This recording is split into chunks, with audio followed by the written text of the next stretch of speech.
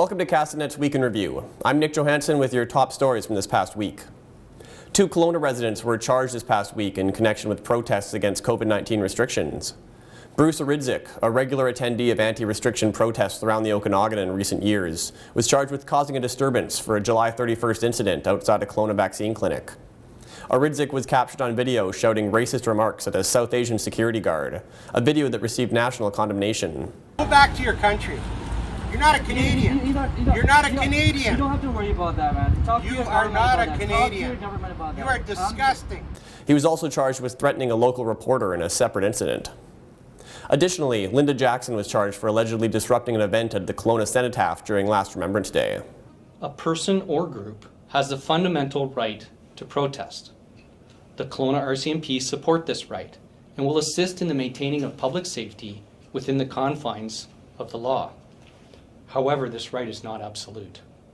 An outbreak of avian flu was declared at an Enderby broiler chicken farm this past week.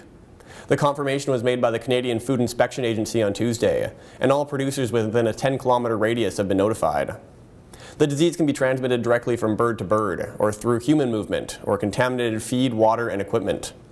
Agriculture Minister Lana Popham says the public health risk to humans is extremely low.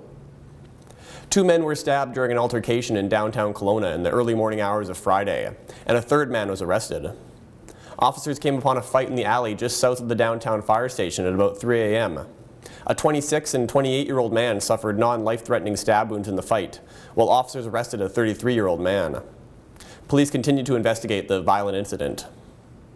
A sex assault trial continued in Kelowna court this past week, with testimony from the alleged victim. The woman, whose identity is protected under a publication ban, alleges 4 young men raped her after a night of drinking in a West Kelowna basement suite. She testified she told them to stop multiple times during the alleged assault, but they laughed at her and called her names. Her testimony is expected to continue next week. And the province announced Thursday it will be doling out $53.6 million to 10 communities that were impacted by unprecedented flooding last November. The communities include Merritt at more than $24 million and Princeton at close to $12 million.